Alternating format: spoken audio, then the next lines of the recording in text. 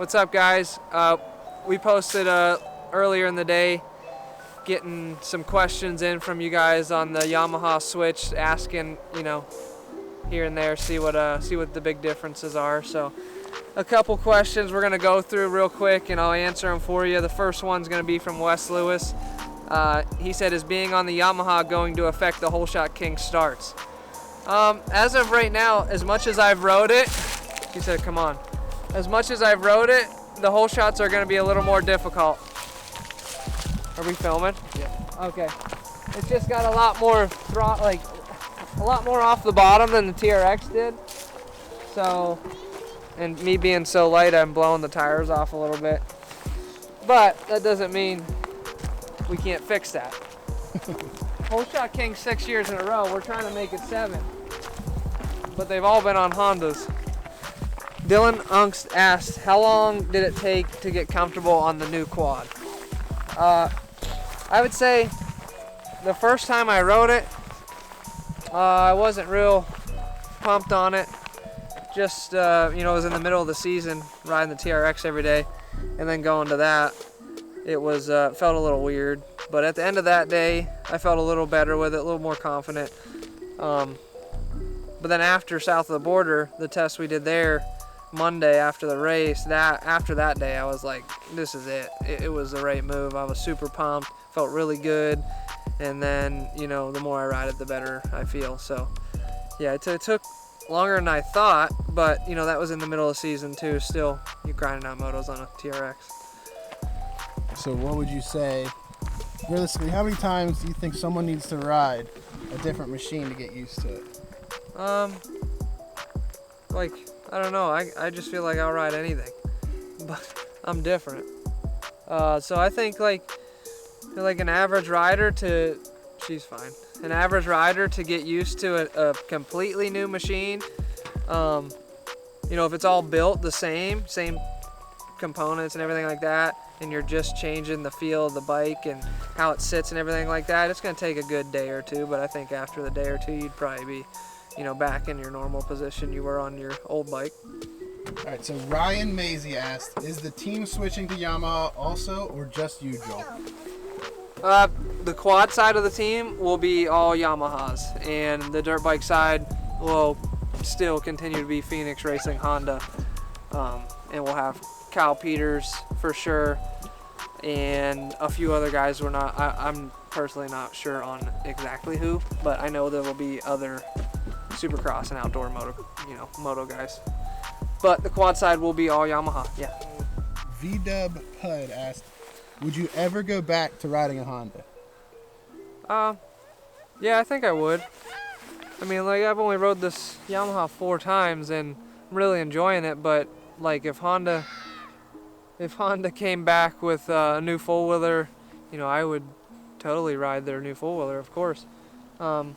If they came out with hybrids, would I run a TRX chassis and have a hybrid in it? I don't know. Still a tough question.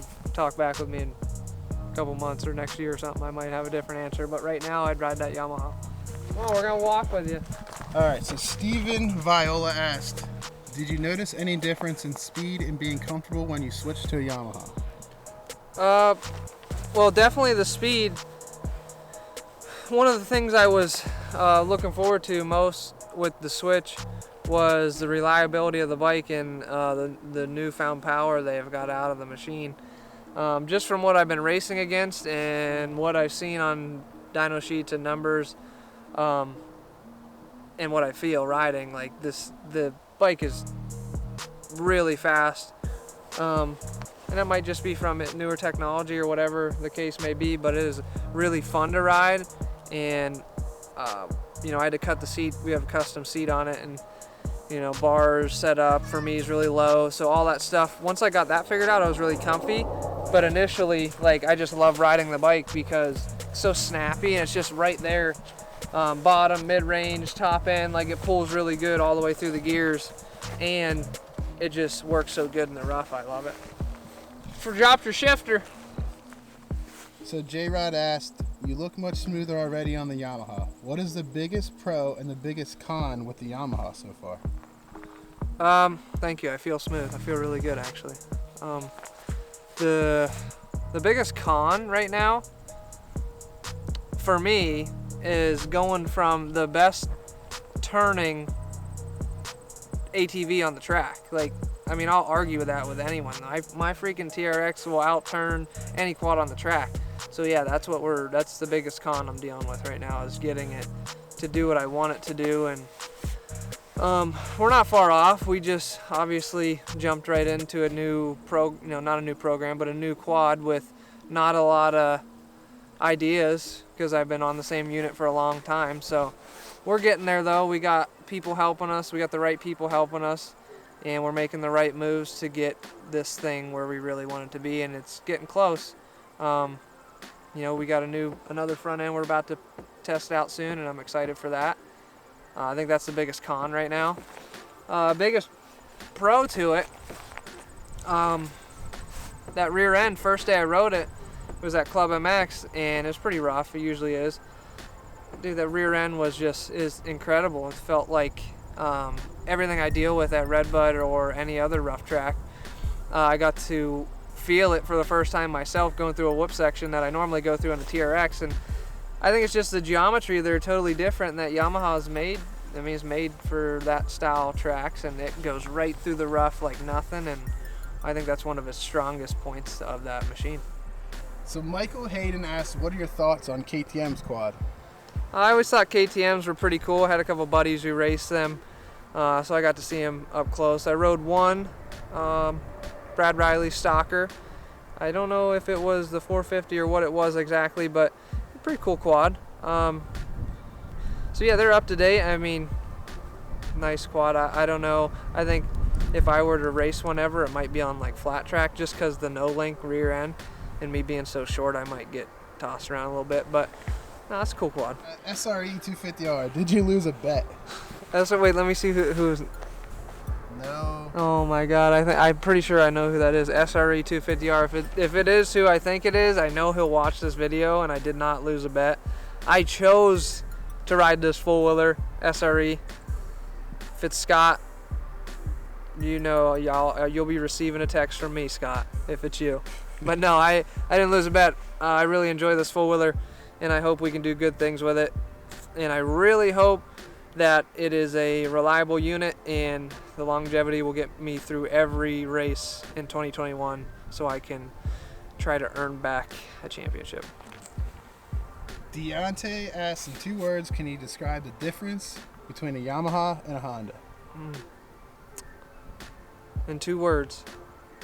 2 words. Blue and red. This Tigercraft guy said, hey Joel, first time caller, long time listener. Would you like to go bonita fishing with me and some anglers down in the southern part of the Gulf? Hey, Hey, Tony. Hey, Tony. Tigercraft, thanks for the long time listening. Hope you've been enjoying it. I would definitely like to go fishing with you and catch some of them bonitas. JC Johnson asked, if the series starts allowing hybrids, would we see you on a Honda hybrid? I don't know. Depends what year they would do that. Depends how comfortable I am on the Yamaha by then. And yeah, there's a lot of variables to that, because I really like the hybrid with the TRX chassis. But in a year from now, am I going to really like the Yamaha chassis with potentially a dirt bike motor in that? That could be another big toss-up for that whole class deal. Would I have to put a dirt bike motor in the Yamaha? I don't think so, but it might benefit, and we might want to do that if that was the case, but I really don't think that'll be the case for a couple more years. So right now at this point, I think I'd probably stick with the Yamaha. Matt Stump asked, are you planning on riding the pro stock class next year? Oh yeah, that's the plan right now, definitely. If we're going to be riding Yamaha, there's no reason not to run that class. And it was a fun class on the LTR, but I think with the right equipment now, I think it'll be a little different. So we're looking forward to that one, and of course the big class. So we're excited. Kyle Bard asked, will 33s fit on my Jeep with no lift? From everything I know, they'll fit. So 60% of the time it works every time.